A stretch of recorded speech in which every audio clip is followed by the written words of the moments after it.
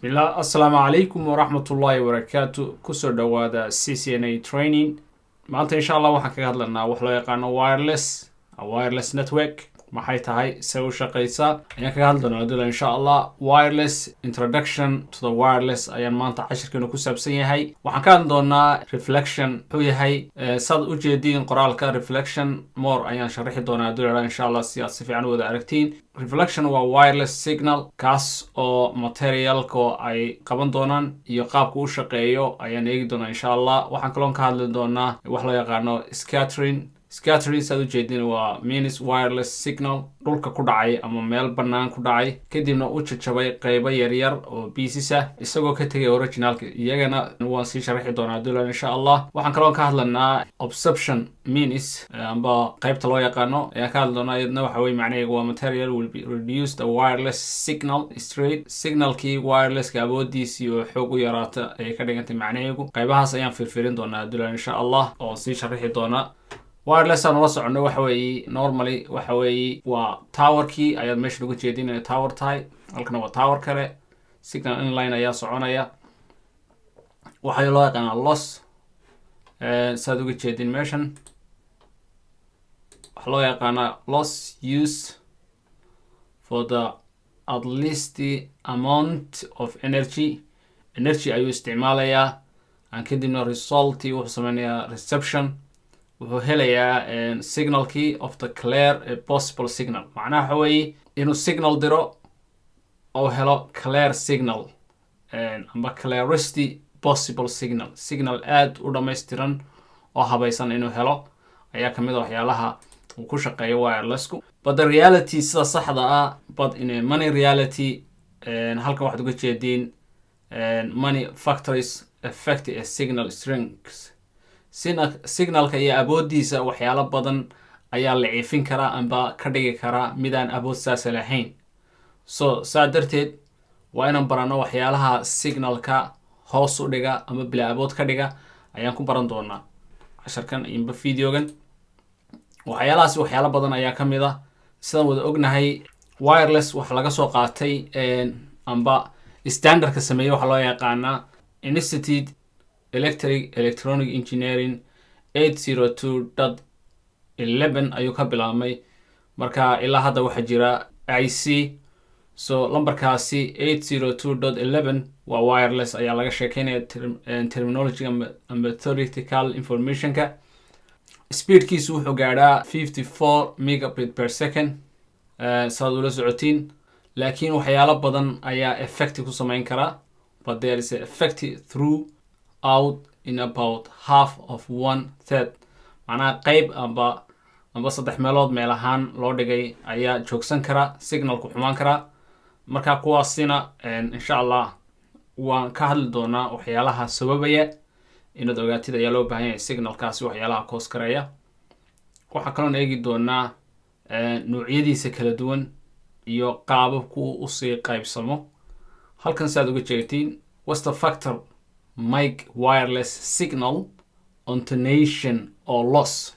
intonation waa waxyaalaha daciifiya wirelesska ee ka dhiga mid aan awood lahayn oo signalkii oo khafiif oo kusoo gaadha waxa kaloo jira wirelesskii oo weydidba amba signalkii oo kusoo gaadhi waaya ayuu leeyahay wirelessku qaybtan waxaa loo yaqaanaa obsession maxay tahay si aad si fiican u ogaatiin obsession waxaa loo yaqaanaa it means that some material would reduce a wireless signal waxyaalaha qaarkood ayaa waxay sameeyaan waxay liqayaan wirelesska awoodiisii inay hoos u dhacdo oo wirelesskii uu si fiican u shaqeyn waayo ayaa dhici karta marka qaybahaasina waan eeganaa iyagana markaa kamid ah qaybahaas si aan si fiican u eegno wirelessku waa sidaas oo kale for example halkan waxaan haysanaa wireless signalkii markaan dirno dhulka ku dhaco waxaa dhacaya inuu ku baaba'o meeshaas saa darteed wirelesska waxyaalaha dhibta ku keena waxaa ka mid ah drywall gidaar engegan qalalan meel gidaaroo dhisan iyo concentrate meel level lagu dhisay birta ayaa ugu adag meelaha effect badan ku samayn kara inta badan birta ayaa ka mid ah markaas waxaan fiirinaa birtaasi haddii wirelesskaagu uu xaggan joogo hadda for example oo yahay dry wall meel gidaara signalkii wuu yaraanayaa. hadday meeshu tahay jaajuur amba brick walls amba jaajuur la dhisay hadday tahayna wuu kasii yaraanayaa. haddii meel leban aad iyo aad loo shubay oo shub tahayna wirelessku signalkii xoog buu sii yaraanayaa. haddaad markaa isticmaalisid meel bir ka samaysan material wall bir hadduu gidaarku bir yahayna signalku very bad ayuu sii noqonayaa. marka birta ayaa ugu xun. wirelesska haddii glacier amba fridge la dhex geliyo wuxuu noqonayaa sidii kalluun ku jira meel xidhan. so signalka gebigiisu hawada ayuu ka baxayaa, fridgeka khalaas ayuu noqonaya. marka waxaa loo yaqaanaa reflectionku markaasi waxa weeye saad u jeedin waa electromagnetic waves, macnaha waa hirarka baddu kicisa laalaab kale dabayshu ay wado oo kale weeyaan reflectionku. hirarkaasi markaa waveskaasi hirarka wuxuu noqonayaa mid kaca oo dhaca oo source oo waxyaalaha qaarkood amba la waayo signalka amba hoos u dhaco. kuwaasi ayaan fiirinaya ayagana say u dhacdo. inta badan waxaa kamid a sida u dhacdo inaad wax ka ogaatid ayaa kamid a. signalkii macnaha ayaa yaraanaya. signalkii markuu yaraado reflectionku san u shaqeeya. let's say halkan waxaan haysanaa wirelesskaaga yaala, halkana computerkaaga yaala. signalkii waxaad ujeedeen inuu signalkii uu dhamaystirmin oo half kamidihii aad heshay computerkaaga, intii kalena halkan gidaarka ay ku xidhantay. so saas ayuu u shaqeeyaa signalku. so bouncy signal markuu diro routerku computerka uu leeyahay receiver the full signal meelisa, marka half inaad heshid ayaa suuragala.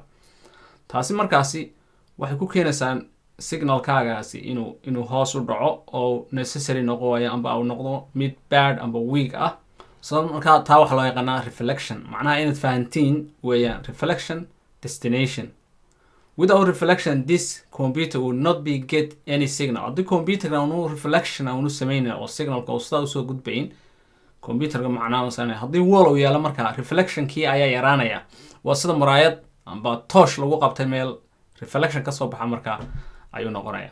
so waxa kale loo yaqaan wax kaloo diffraction la yidhaha ayaa jira. diffraction sidan ayuu u shaqeynaya. waa gidaarkan koornayaashiisa markaa qaybo ayuu usii qaybo yaryar ayuu u qaybsamayaa, kadibna uu ballaadhanaya. saad ujeedin secretary waves continue propagate, macnaha informationkii ay different direction u diraysaa. wireless signalkuna wuxuu noqonayaa mid muuqda halkaasi kasoo muuqda. okay, objectiga amba shayga wuxuu ku sameynayaa shaygaasi could cause diffraction wax la yidhaha ayuu sameynaya inuu signalkii si fiican loo helo. diffraction exactly si aad si fiican u mahaatiin, biyahani meesha socda waxay u socdaan si smootha ayay u socdaan. okay, so biyuhu caadi ayay u socdaan waveskoogu saas ayuu u qulqulayaa. haddii markaa halkan aan mousta saarayo la dhigo shay dhagaxa amba camuud adag lagu rido waxaa yaraanaya speedkii biyahaasi ay ku socdeen because dhexdoodii ayaa la dhigay markaa awoodii ay kusoo baxday. signalkuna saasu markaa u shaqeeya. markaa si aad si fiican signalka u fahantid examplekaasi ayaad si fiican ugu fahmaysaa. waxaa kaloo jira wax la yidhaha scattering. scattering isagu waxa weeye waa flashing light adoo light ku shida oo lightkii qaybi kugu soo noqoto oo ka wada dhex tabi waayo macnaha flashlight. kaasi markaa wuxuu keenayaa inaad helin signalkii oo dhammaystiran. so signalka for example geedaha ku dhaco kale waa qiso cajiiba. geeduhu signalka way nuugaan amba way dejiyaan oo signalkaasi wuxuu noqdaa mid aan dhammaystirmin. okay, so geedihii survey maaha, laakiin waxaa jirta dhirtu amba geeduhu signalkii waxay ku sameynayaan inuu soo laabto oo uu ka dhex tabi waayo. waa arrin cajiiba. geeduhu markaa signalka they can cause a signal downgrade and maybe even cause a signal loss. geeduhu markaa signalkii waxay sameynayaan hoos ayay u dhigayaan oo ma noqonayo signal gudba. wuxuu noqonayaa signal intuu gidaarka geedka ku dhaco caleemihiisa amba laamaha amba uu ku dhaco caleenta geedka ku taala inay soo noqoto. okay, so geedkuna ciladaas ayuu leeyahay isaguna. mar haddaa geedkii sidaa yahay blankii leafiskii iyo duskii iyo smogii iyo waxyaalahaas iyaguna signalka way cause karayaan sida biyaha waterka waxyaalahaasina signalka isagana clear ma noqdo. marka interference ayaa ku imanaya.